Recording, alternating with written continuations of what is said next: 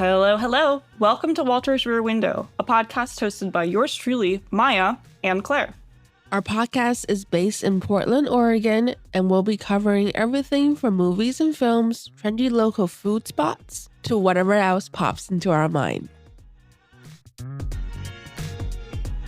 Hello, everybody. Happy New Year. Today is the last day of December. As this episode comes out, it's going to be December 31st. Tomorrow, it's going to be New Year's. Maya, how do you feel about this year in general? I feel like I'm so happy to be closing the 2024 chapter. All right. It has simultaneously been a year of extreme growth and extreme challenge. Yeah. I think the extreme growth came because I had to grow in a lot of those situations. But yes, I'm really excited to start anew with 2025. And I wanted to note that it's like so funny that this is actually our second New Year's resolution episode. Like, it's been a full year and now we're back making our resolutions. Yeah. And so I'm like sitting here laughing, like, did I accomplish the resolutions that I made? Honestly, I don't even really remember what I made. I think I said I was going to like take more care of myself, which I tried, but like, you know. The challenges of the year did not make it easy, man. I mean, surviving is taking care of yourself at this point. I think, yeah, like I was looking back and I was thinking to myself, because I was like, what are my resolutions going to be this year? And I was like, oh, I want to cook more. And then I was laughing because I was like, I'm pretty sure that was my resolution last year. I'm pretty sure that's going to have to roll over to this year because I gave it a shot. I get it. It's just hard, right? To come home and then you just don't want to cook and clean. Yeah. One thing that like I have recently, I got an Instant Pot, which has been like crazy helpful for that. Like Claire gifted me a giant bag of steam buns and I like pretty much just came home, threw the steam buns into the Instant Pot and ate them like every single day. She gave it to me a while ago and she was like, I was like, I finished them like within a week, So yes, definitely cooking more is still on my resolution list, but I am getting there. I made a bunch of different soups this week. I'm pushing myself right now, but we'll see if it sticks. This year has been hard. So Maya and I, we both work kind of in the visual effects industry. And so it's post. Do you want to do like a recap of the year? So we're in post-production, which means when the strike hit the actors and the writers, it did not hit us until a month later.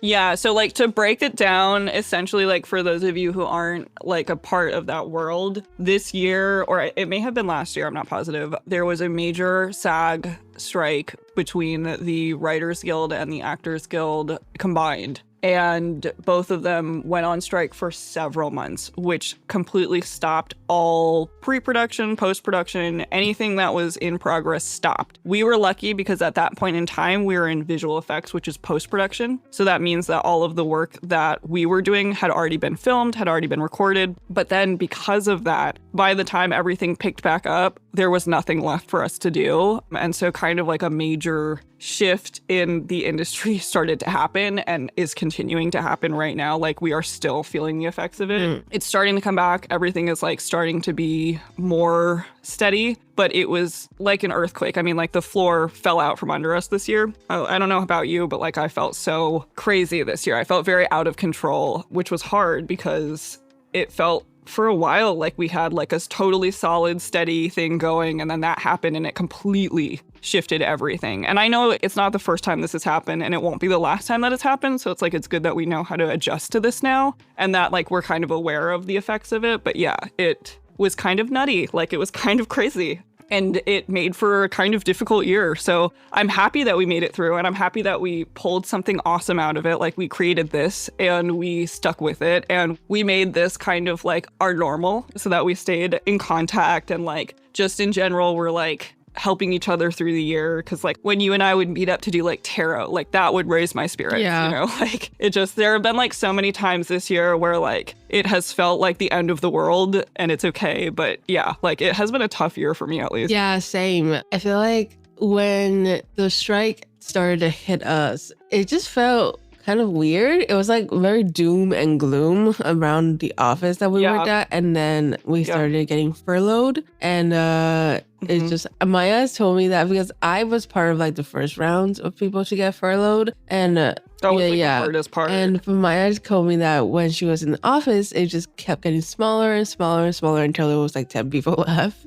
It was like the most depressing experience because we all really care about each other there. Like that was part of it was like, it wasn't just like oh, whatever. Like it's just someone, I was like, this is Claire. Like I love Claire. I hate that like I'm not going to be working with Claire for a little while. Like I hate that that's like the situation. I hate that all of these people are like having to scramble to try and figure something out now. It was like just so miserable and like the attitude in the office was just so sad because how can you feel like joy when that's happening around you all the time? You know what I'm saying? Like it was really not a fun time. I'm happy that we're starting to round that corner, that there are starting to be opportunities available to us again. But yeah, like that was not fun. So Claire and I really tried to make the best of it. Our podcast actually came because of the strike. Was born of it. Yes. Actually, what happened was we had that first meeting where they basically, our company was very upfront with us. They were like, basically, this is what's happening. They told us like the work has slowed because of the strikes. And if there's no work, then there's nothing we can do in the office, which is fair. And they had that conversation with us. And Claire and I had the initial like freak out. I cried immediately. I was like, oh my God. Yeah, I wasn't even in the office. I was on vacation. That's right. And I called you.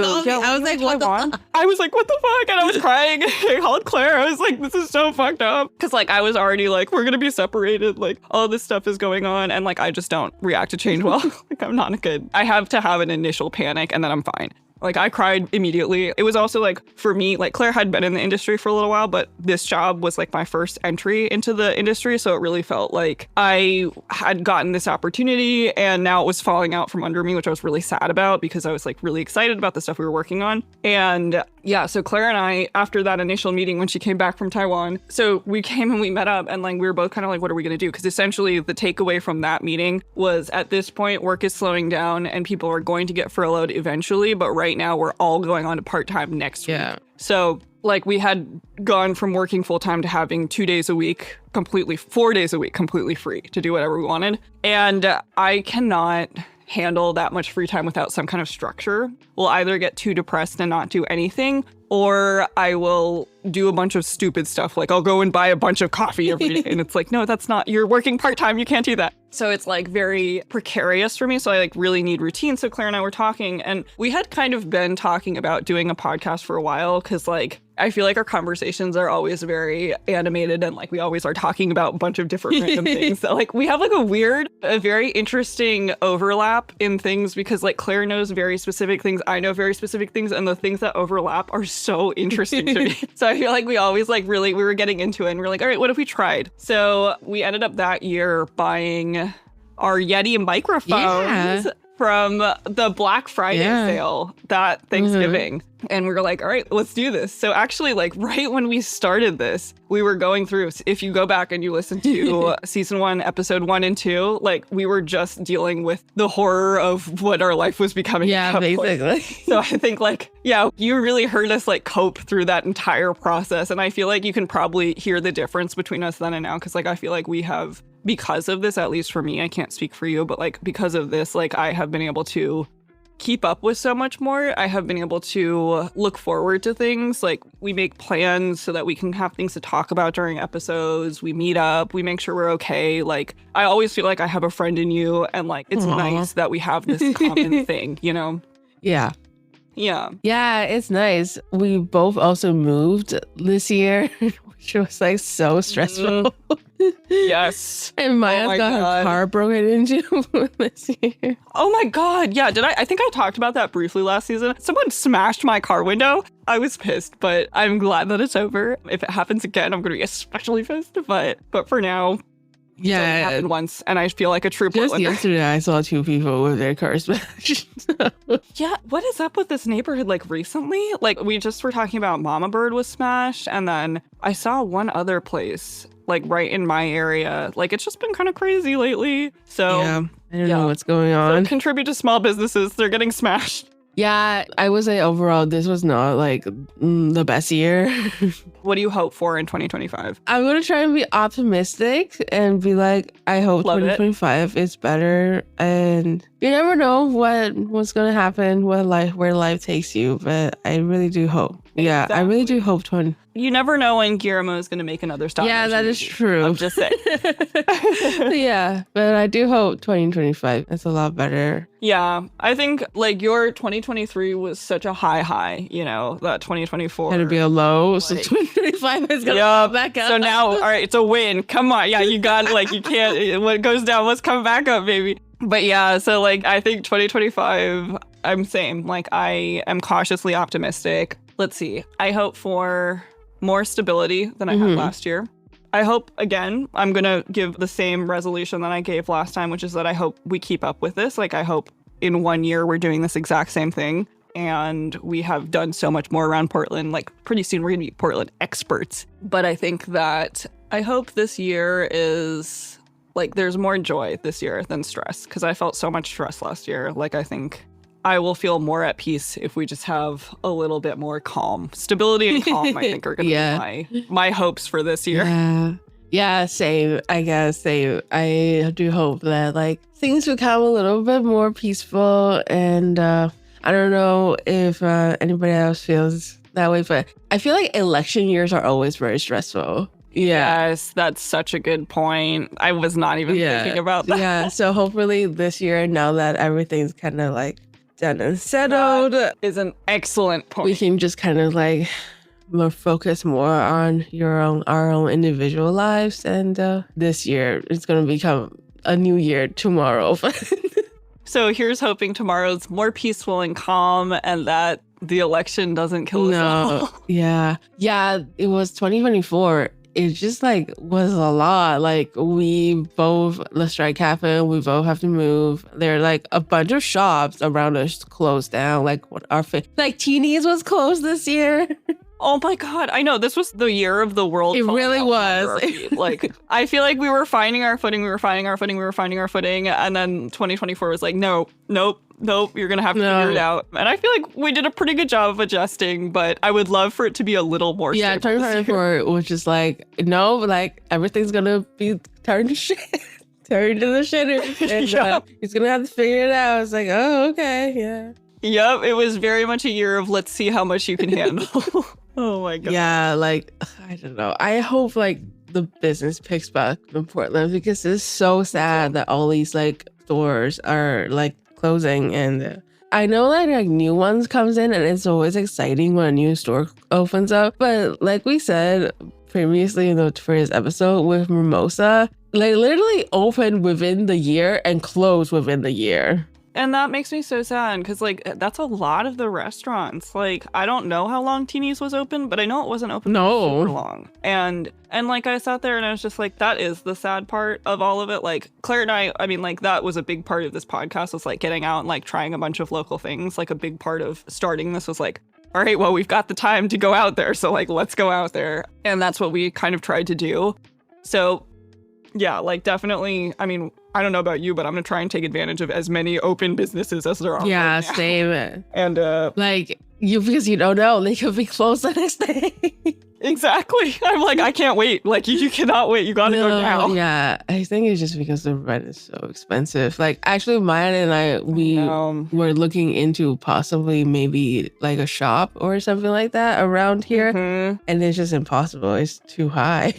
It's just ridiculous in this area, because like eventually we'll seriously look at certain things. But yeah, like this area is just so crazy. I just don't see it being like practical, you know? Which is kind of sad, but you know, yeah. No, because I love this area. Like, oh, it's so much fun. Yeah, I hope I mean, Salt and Straws is always going to be here, I feel like. So, no, yeah, exactly. One steady Yeti, you know?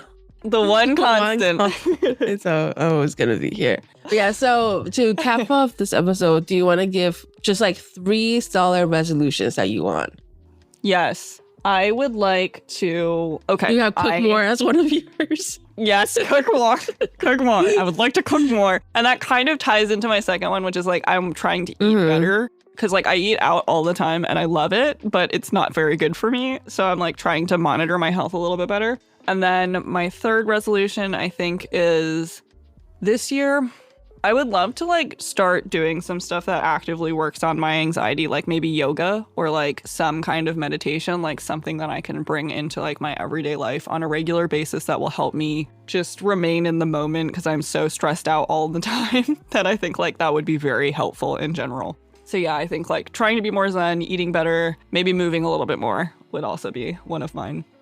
What about you? Okay. Well, my first one, I'm kind of also rolling off from last year. Yeah, I wanted to try and like take better care of myself. I don't know. I also got really sick last year, which is why I feel like I didn't was so much do stress. like the most amazing job last year at taking care of myself. So I want to try and like do that more this year, and then try to maybe like get more relaxed and not be up so late at night and just like try to go to sleep early. So just in general, taking better care of myself. My second resolution, there's a possibility my mother might be moving to Portland in 2025. So I'm going to try my best to get along with her. I love my mom, but we just, you know, we of just course. like, yeah. It's family. We just like, it's family. We like argue all the time. Like she asked me about like how much money I'm making, etc. I'm like, Mom, like, oh, it's what your family's for. Yeah. That's why. Yeah, that's what your family's for. And my third resolutions is I hope it's not really more a resolution as a wish. I just hope Snuggle gets a little happier. Yeah. Oh, I love that. And she had a more big year this year. Like she like moved to Portland with me, Snuggle. Yeah, she did. I mean, Snuggle had such a big year. Aw, I hope Snuggle has a good second year in Portland. Happy this year. So that's my resolution. I love that. Ready? All right. 5, 4, 3, 2, 1. Happy New Year! Happy New Year, everyone. We hope you had we hope you had a better 2024 than us. And we hope that everyone's 2025 is awesome. We will see you next year. All right, bye. Bye. Tune in next week for more fun convos, and don't forget to follow us at Waters for a Window on Instagram for updates.